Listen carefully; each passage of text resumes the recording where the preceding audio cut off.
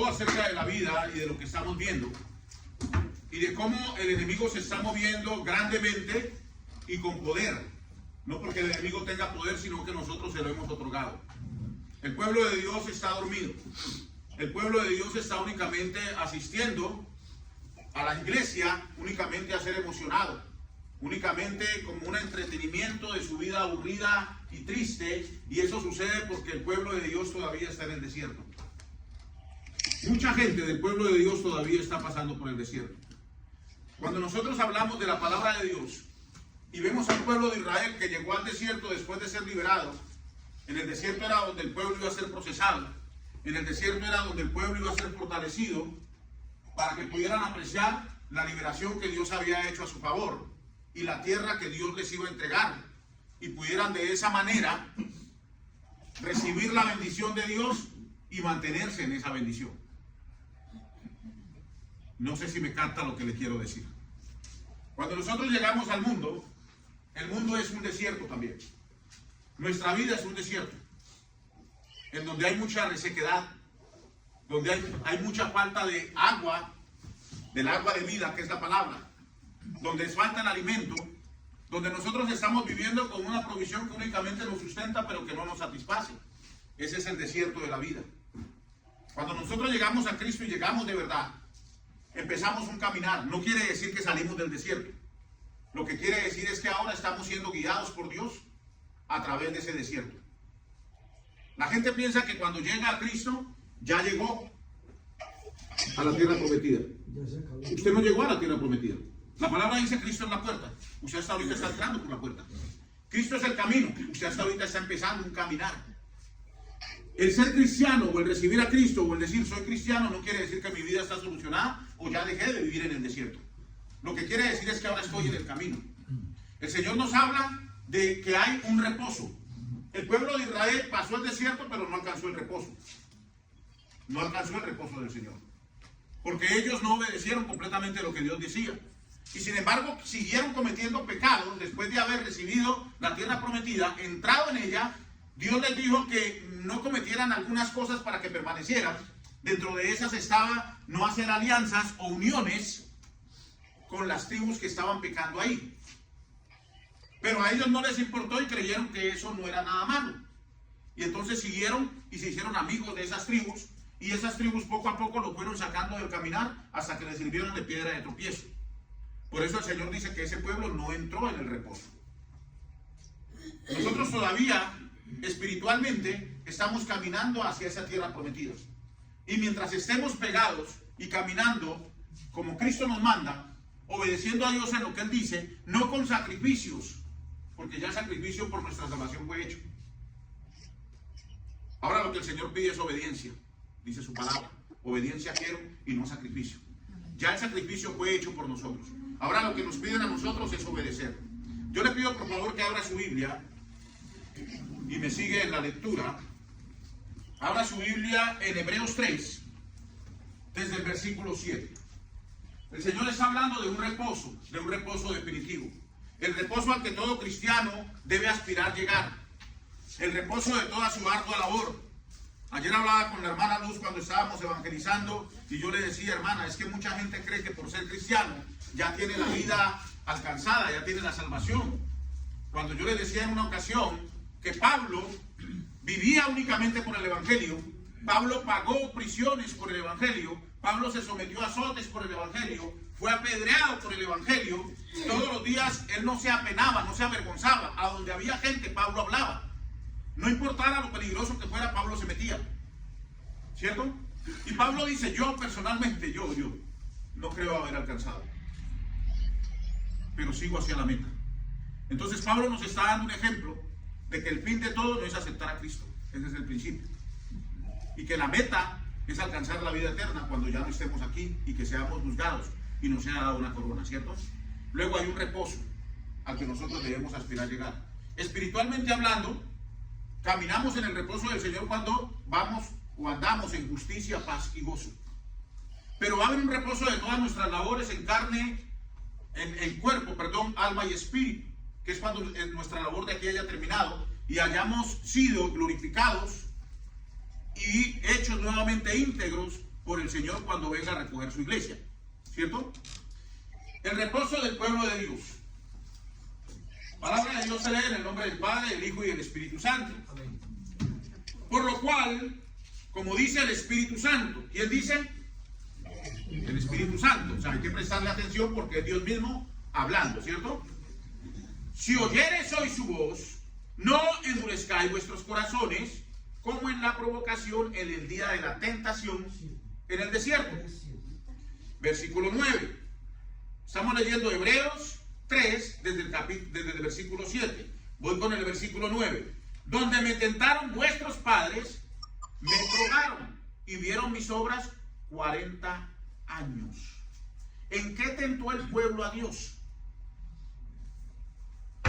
No siga leyendo, présteme atención, usted ya se sabe eso. ¿En qué el pueblo tentó a Dios? Dice Dios, en donde me tentaron vuestros padres, me probaron. ¿En qué tentaron a Dios? En criticar. Cálmese. ¿En qué tentaron a Dios? En criticar. No, señor. Endurecieron nuestros corazones. ¿En qué sentido? Porque ellos vieron los hechos, pero todavía no estaban convencidos que era un Dios poderoso el que los había sacado y podía proveer. No solamente, ¿en qué tentaron a Dios? Desobedecieron. ¿Desobediencia? No los mandamientos. ¿En qué tentaron a Dios?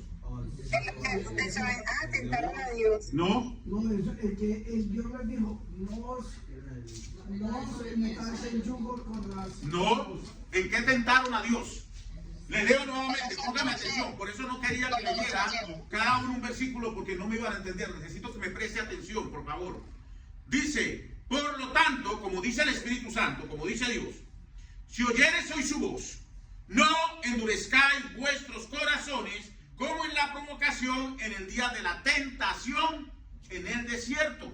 ¿Cierto? Y luego dice, ¿dónde me tentaron vuestros padres? Me probaron y vieron mis obras 40 años. ¿En qué tentaron a Dios? ¿En qué lo provocaron? En la comida. ¿En qué sentido? En que no querían escucharlo a él, no querían obedecerle a él. ¿Obedecerle qué? Desobediencia. Ellos salieron de Egipto, pero Egipto nunca salió de ellos. ¿En qué desobedecieron, hermano David? Deme cumis, deme 3 leches, no me dé leche. ¿En qué sentido lo tentaron? Tentaron a Dios. En las necesidades diarias, ellos no, que se les faltó agua, que les faltó comida. Présteme atención porque eso es lo que no nos permite a nosotros salir del desierto. Yo sé que usted ya no camina en el desierto, pero necesita usted aprender este mensaje porque allá afuera hay mucha gente que está pasando por problemas espirituales graves. El enemigo está haciendo lo que quiere. Aunque no parezca, aunque parezca algo de película del exorcista, eso está pasando. Hay mucha gente allá afuera sufriendo de depresión. Hay mucha gente allá afuera dudando de Dios. Hay mucha gente allá afuera que el enemigo en cualquier momento toca un botoncito y se suicidan. Hay gente suicidándose a esta hora. Hay gente que cree que no son merecedores de la gracia de Dios. Hay gente que cree que no son merecedores de entrar a la tierra, a su tierra prometida. ¿Y de quién es la culpa? De todos los que están en este momento congregados, brincando, saltando y hablando lenguajes pensando que son los escogidos de Dios, pero no están haciendo nada por nadie porque no les están enseñando. Usted viene aquí a esta hora y esto es una escuelita, sí, es una escuela donde usted debe aprender a hacer las cosas según la voluntad de Dios y no según la voluntad del hombre. La iglesia es una escuela y en la escuela usted aprende para enfrentarse a la vida. Usted aquí viene a prepararse para poder desatar las obras del enemigo allá afuera. Entonces, si usted no le presta atención a esto, usted no va a ser salvo. Usted no es salvo por venir aquí a aprender palabra. Usted es salvo cada vez que usted ayude a salir a una persona del camino de su error. Le recuerdo, Santiago 5:20, sepa pues que todo aquel que hace volver a un pecador del camino de su error, salvará de muerte un alma y borrará multitud de pecados. Entonces, allá afuera está la gente que va a hacer que nosotros seamos salvos. Recibimos la salvación por fe, sí, pero esa salvación tiene que producir frutos. ¿Y cuáles son esos frutos? Sacar a esas personas que en este momento están en la esclavitud del mundo y traerlas a Cristo, por nuestro testimonio y por lo que nosotros aprendamos de Él. Entonces, vuelvo y les pregunto, qué pena, sonó como a regaño, no quería regañar a nadie. Vuelvo y les pregunto, ¿en qué provocaron al Señor? ¿En qué tentaron al Señor? La incredulidad. ¿Incredulidad en qué sentido? Porque viendo su... En que no le creímos a él, sino en nuestra propia ¿Pero en qué voluntad. sentido? ¿Incredulidad en qué sentido? ¿Desobediencia en qué sentido? ¿En qué sentido? En que Inconformismo, no fui agradecido, fue inconformismo. No, escúcheme, bueno, présteme atención. Y yo sé que ahorita decir, ya lo sabía, qué bobada, yo por eso no lo dije, era algo muy sencillo. Dios les dijo a ellos, los sacó de Egipto, los sacó de la esclavitud. Abrió el mar aunque ellos tenían duda, Dios lo soportó. Ellos tenían duda, Dios hubiera permitido, por su incredulidad, de que el pueblo, de que los egipcios los mataran, ¿cierto? Porque tenían dos opciones. Me tiro al mar y me ahogo, o me quedo aquí y me matan. O sea, por los dos lados los iban a matar. Dudaron de Dios.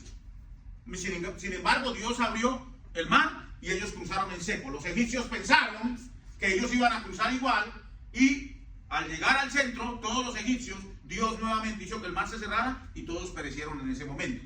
¿Cierto? Dios se aguantó que ellos murmuraran. Murmuró Coré y su gente y los que creyeron en él y murieron 12.300. Dios lo soportó, no destruyó al pueblo. ¿Cierto? Dios se aguantó que ellos se quejaran o murmuraran de la autoridad. ¿Cuáles son los tipos de murmuraciones? Murmuraciones en contra de su condición, murmuraciones en contra de la autoridad y murmuraciones en contra de la bendición de Dios. Tres, porque yo me la sé y usted no se la sabe, si lo ha visto varias veces. Tipos de murmuraciones, ¿cierto? Ellos murmuraron y Dios se aguantó. O sea, ellos hicieron cosas para que Dios los hubiera destruido en el desierto, mas sin embargo Dios no los destruyó. ¿Cuál fue el motivo por qué ellos vagaran 40 años por el desierto? Porque Dios les dijo, entren y conquisten y ellos no entraron. Sencillamente por eso. ¿Por qué usted está vagando por el desierto? Porque la palabra le dice a usted, Jesucristo es el camino, la verdad y la vida. Todos somos creación de Dios, pero no todos somos hijos de Dios. Porque solamente a los que creyeron, ¿cierto? Los que le recibieron y creyeron en su nombre, solamente a ellos les dio la potestad de ser hechos hijos de Dios. Entonces no todos somos hijos de Dios. Solamente al que recibe a Jesucristo como su Señor y Salvador, se le dio la potestad de ser hechos hijos de Dios. Católico, musulmán, protestante de cualquier denominación, la palabra es la misma para todos. Solamente a los que le recibieron y a los que creyeron en su nombre, les dio la potestad de ser hechos hijos de Dios.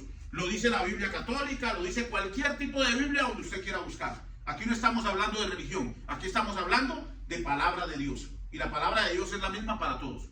¿Estamos o no? Entonces, ¿cuál fue la desobediencia? ¿En qué provocaron a Dios? En que Dios les dijo, avancen y conquisten.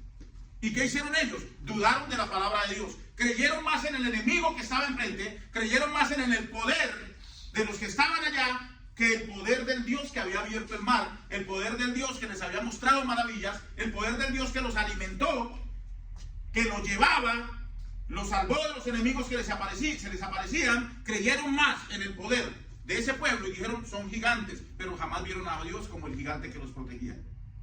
Jamás. En eso provocaron a Dios, en eso tentaron a Dios. ¿Estamos de acuerdo ahora sí o no?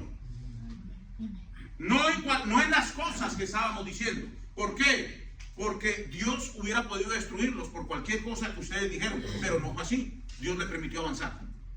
Pero cuando dejaron de confiar en Él, cuando empezaron a provocarlo y creer, el poder que tiene no es suficiente. No vamos allá porque es tierra de gigantes y nos van a matar. Nos van a matar. Dudaron de Dios y confiaron o creyeron que su problema era más grande que Dios. Ese es el problema de nosotros hoy en día. Por grande que parezca un problema en su vida, yo creo que no es más grande como para que Dios abra un mar y permita que un pueblo pase. Entonces su duda, su incredulidad lo está llevando a desobedecer a Dios, a dudar de Él, a tentarlo y a provocarlo. 10. A causa de lo cual me disgusté contra esa generación. Dios se disgustó con ellos y dijeron, no se merecen entrar en el reposo. Y vagaron durante 40 años. Ellos no vagaron durante 40 años porque murmuraron, recuérdelo. Ellos no vagaron durante 40 años porque se opusieron al líder que había puesto Dios, que era Moisés. Ellos no vagaron durante 40 años porque murmuraron en contra de Dios. Ellos vagaron durante 40 años porque Dios les dijo, entren y conquisten, y ellos vieron más grande al enemigo o al problema que a Dios. Por eso Dios los hizo vagar durante 40 años, hasta que toda esa generación que dudó de Dios murió. ¿Estamos de acuerdo o no? Por tanto, juré en mi ira, dice el Señor, no entrarán en mi reposo. Y ellos no entraron a la tierra prometida. Solamente entraron dos: Caleb y Josué. ¿Cierto? Caleb, hijo de Jefone, y Josué, hijo de Nun. No entraron, ningún otro más entró. Entonces, luego dice en el 12, mirad, hermanos, que no haya en ninguno de nosotros corazón de malo, de incredulidad, para apartarse del Dios vivo. Le está hablando a usted y a mí en este día. Le repito, mirad, hermanos, que no haya en ninguno de vosotros corazón malo de incredulidad para apartarse del Dios vivo. Cualquier problema que usted tenga en este momento es el diablo tentando para que usted se aparte de Dios. Siempre que Dios permite que el diablo tiente para Dios, Él nos está probando. ¿Es necesario que el enemigo exista? Claro que es necesario, porque ¿cómo vamos a ser probados? Él nos tienta para caer, para que caigamos, pero Dios permite, porque para Dios es una prueba para saber qué tanto nosotros realmente confiamos en Él. Todos los días Dios está probando nuestra fe. Sin importar el problema que usted tenga, hermano, hermana, métase en la cabeza. Sin importar el problema que usted tenga, Dios es más grande que cualquier problema. Y si usted lo cree, diga un amén. Amén. Dios es más grande que cualquier problema. Si usted está pensando que su problema es demasiado grande, Dios es más grande que cualquier problema. Amén. Antes, exhortaos unos a los otros cada día, entre tanto que se dice hoy, para que ninguno de vosotros se endurezca por el engaño del pecado. ¿Qué es exhortar? Exhortar es casi un ruego, casi una súplica. Si usted ve a un hermano que está decayendo, si usted ve a un hermano que está dudando de Dios, dígale, hermano, hermana, Dios lo ama tanto que lo quiere procesar. Dios lo está procesando. En el momento que usted salga de esta prueba, usted se va a dar cuenta que la bendición que Dios tiene para usted es grande. No permita que el enemigo lo destruya. Confíe en el poderoso gran yo soy. Confíe en el gigante que está detrás de nosotros todo el tiempo, dispuesto a afrontar nuestras batallas. ¿Qué es lo que quiere Dios que nosotros hagamos? Que creamos en Él, que confiemos. Cuando usted confíe y crea en Dios, Dios se va a colocar delante de usted y Él va a pelear sus batallas. No hay batalla que sea suya. Todas las batallas que se aparecen en su vida, esas batallas son de Dios. Dios nos quiere bendecir. Él quiere pelearlas por nosotros. Pero lo único que activa el poder de Dios es la fe. Si usted no cree, ahí no va a pasar absolutamente nada. ¿Estamos? Sigo entonces. Porque somos hechos participantes de Cristo, con tal que retengamos firmes hasta el fin nuestra confianza del principio. Cuando usted empezó en el camino, cuando usted empezó a ser cristiana o cristiano, usted confió en un Dios que era el único que la podía salvar porque no tenía más para dónde agarrar, ¿cierto? Y confió ciegamente en Él. Y dijo, Señor, y algunos se tiraron al piso, se revolcaron y dijeron, Señor, de ahora en adelante prometo seguirte y te entrego mi vida y todo lo que soy te lo entrego a ti, Padre de la gloria. Y lloramos. Y fue un lloro sincero. Y llegamos arrepentidos. Y tuvimos una renuncia, ¿cierto? Y dijimos, Señor, de ahora en adelante que se haga su voluntad y no la mía. Pero cuando pasó el problema nos olvidamos de eso. Y el orgullo nuevamente se apoderó de nosotros. Y dejamos de creer en Dios con esa fe ciega de al principio. Por eso nos dice, porque somos hechos participantes de Cristo, con tal que retengamos firme hasta el fin nuestra confianza del principio. ¿Por qué dice participantes con Cristo? Porque Cristo murió, fue resucitado y está sentado a la derecha del Padre, ¿cierto? Y le dio un nombre que es sobre todo nombre. La misma gloria que recibió Cristo, el Señor Jesucristo dice en Juan 17, Señor, te pido que donde yo esté, también estos puedan estar. Quiere decir que Cristo, nuestro Señor, quiere hacernos partícipes de la gloria que Él tiene al lado del Padre.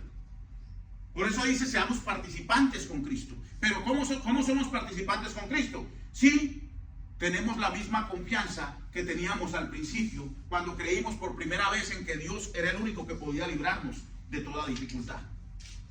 ¿Estamos? 15. Entre tanto que se dice, si oyeres hoy su voz, no endurezcáis vuestros corazones como en la provocación. ¿Cuál fue la provocación entonces? Incredulidad. ¿La qué? Incredulidad. Dios les estaba diciendo, avancen, pero ellos no quisieron avanzar. Ellos creyeron más en el problema que en Dios. Entonces, lo que quiere Dios es que detrás de cualquier situación, usted confíe en Él. Detrás de cualquier prueba, detrás de cualquier dificultad, usted confíe en Él. Tenga confianza, crea que si Dios dijo que lo iba a hacer, Él lo hará. Crea en las promesas de Dios. 16. ¿Quiénes fueron los que habiendo oído le provocaron? ¿No fueron todos los que salieron de Egipto por mano de Moisés? ¿Y con quiénes estuvo él disgustado 40 años? ¿No fue con los que pecaron, cuyos cuerpos cayeron en el desierto? ¿Y a quiénes juró que no entraría en su reposo, sino a aquellos que desobedecieron? Y vemos que no pudieron entrar a causa de incredulidad. ¿Cierto? Dice en el 4.1, temamos pues, no sea que permaneciendo aún la promesa de entrar en su reposo, alguno de vosotros no parezca haberlo alcanzado. Perdón, parezca no haberlo alcanzado. Porque también a nosotros se nos ha anunciado la buena nueva como a ellos, pero no les aprovechó oír la palabra por no ir acompañada de fe en los que la oyeron. Pero los que hemos creído entramos en el reposo de la manera que dijo, pues por tanto juré en mi ira, no entrarán en mi reposo. ¿Cuál es la raíz de todo esto? ¿Por qué vine hablando de eso antes de tocar la última parte de la oración que habla acerca de que Dios quiere proveer para nuestro espíritu? La palabra de Dios dice que la fe viene por el oír, ¿cierto? ¿Y el oír qué? La palabra de Dios. Por ahí viene la fe. Déjeme decirle que la destrucción de su alma también viene por el oído. ¿Qué está oyendo usted? ¿Qué está oyendo usted? Yo nunca quise meterme en ese cuento de las redes sociales. Ahora nos tocó abrir Twitter, Instagram, Facebook y WhatsApp de la iglesia, FSF Church. ¿Cierto? Resulta que cuando yo, como no sabía nada de eso, empiezo a meterme a mirar de qué se trata. Y empieza usted a ver el vocabulario que usan, las incitaciones que hacen, y todo lo que le dicen a usted es para llevarlo a pecar. Todo con palabras de doble sentido. Palabras que usted normalmente no entiende, pero que van a llegar a donde tienen que llegar, a su subconsciente, ¿cierto? Y poco a poco, de tanto usted ver eso, de tanto escucharlo, usted se empieza a alejar de las cosas de Dios. ¿Cómo usted ve youtubers o influencers que empiezan a preguntarle a las mujeres en la calle cómo les gusta que les hagan? O, bueno, muchas cosas que no vale la pena decir aquí, ya ustedes lo han visto, ya ustedes lo han escuchado. ¿A qué están incitando a la gente? Al crecimiento de la carne, a la emoción y a la búsqueda de las cosas, o la excitación, o las cosas sensuales. Están incitando al crecimiento de la sensualidad. Y de 500 personas que hacen eso, hay uno que saca un mensajito que habla de Dios. Una imagen con una frase y palabras de fondo. Eso me motivó a mí a empezar a subir videos de la palabra de Dios. A lo que yo quiero que usted empiece a promover, porque es la manera también que tenemos de evangelizar a otros, de alcanzar a otros. Si usted promueve cosas del mundo, promueva las cosas de Dios. Demos nuestro granito de arena para que la gente escuche afuera. Entonces, tanto como Dios utiliza nuestro oído para que nuestra fe crezca, el enemigo también usa su oído para llevar a la gente al mundo y que se pierda. Por eso es que usted ve muchachitas, entonces el que publica eso, una mujer que sale medio desnuda, que hasta se quitan todo y lo muestran, y entonces les dan miles de likes, entonces una muchachita ve eso y quiere plata también. ¿Y qué va a hacer? Lo mismo. Les decía yo un día, ustedes piensan que porque una niña no sale de su casa y dicen, mi niña es tan juiciosa que no tiene novio. Ella se la pasa todo el día haciendo tareas encerrada en su cuarto. Todo el día. Y entonces por hacer tareas le pagan. Por hacer tareas le pagan. Cuidado que su hija de repente está metida en OnlyFans, mostrándole su cuerpo a hombres pervertidos, y por eso le depositan. Hoy en día las niñas no tienen que salir de su cuarto para prostituirse. Eso es lo que está haciendo el enemigo con la juventud. El diablo, la estrategia del diablo es atacar a los niños.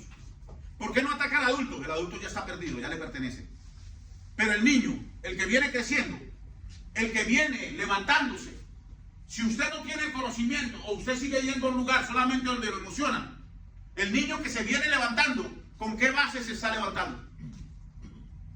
Recuerda lo que el Señor nos advierte por medio de su palabra. En el tiempo de Moisés, ¿cómo atacó el diablo a la humanidad? Con los niños. Para que el pueblo no creciera, para que el pueblo no se fortaleciera, mandó a matar a todos los niños menores de 2 años, ¿cierto? A todos. Luego, cuando el pueblo de Israel más adelante ya estaba aparte y empezaron a fortalecerse otra vez en el tiempo del Señor Jesucristo, porque quería matar al Mesías, al enviado, nuevamente el enemigo, ¿qué hizo? Mandó a matar a los niños menores de 2 años.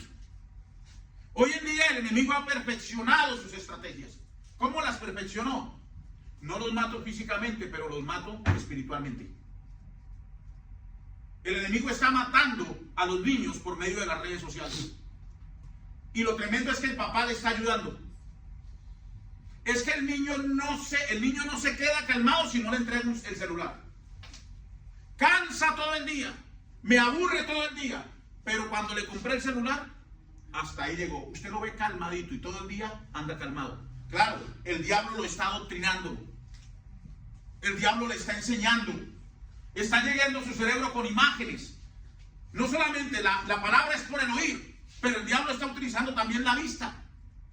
Las imágenes están entrando en los cerebros de la juventud, en los cerebros de los niños, y los están dañando. ¿O usted cree que es casualidad, pura casualidad, de que hoy que un niño tiene su computadora, porque el teléfono es una computadora? Hoy que un niño anda con una computadora en su mano, es cuando menos creen en Dios. ¿Por qué cree usted?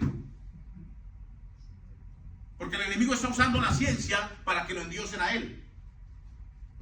El enemigo está usando todas las cosas tecnológicas para que lo endiosen.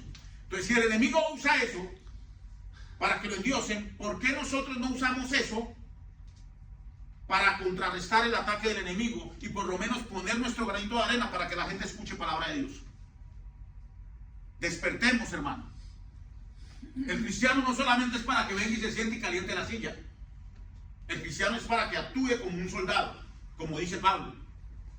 Todo el que milita tiene que hacer las cosas para agradar al que nos reclutó, ¿cierto? ¿Qué estamos haciendo nosotros por Dios, para las cosas de Dios? Dios no necesita que usted haga nada, pero ¿qué? Si usted no lo hace, no va a ser salvo. Destine 1 o 2 horitas a la semana para hablarle a alguien que usted sabe que está pasando por dificultad. Llame a la gente que usted sabe que está desesperada. Llame a la gente que usted sabe que está pasando por problemas y déles una palabra de aliento. A eso estamos llamados nosotros. ¿No cree usted?